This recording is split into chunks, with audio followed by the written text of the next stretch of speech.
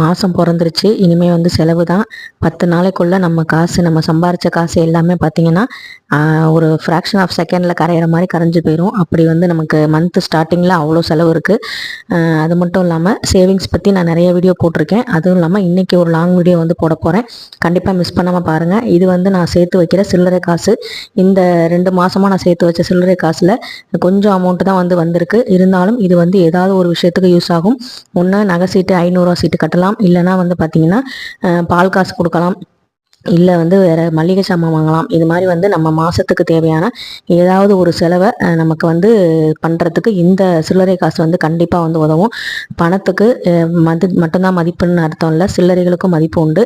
சில்லறையை வந்து சிறுக சிறுக சேமிக்கும் போது தான் அது பணமாக மாறும். ஒரு 10 ரூபாய் நோட்டில் ஒரு 1 ரூபா காயின் இருக்கிறனால தான் அது 10 ரூபா நோட்டாகவே மாறுது. ஸோ வந்து எதையுமே அலட்சியப்படுத்தாமல் சில்லறையாக இருந்தாலும் சேமித்து வைங்க.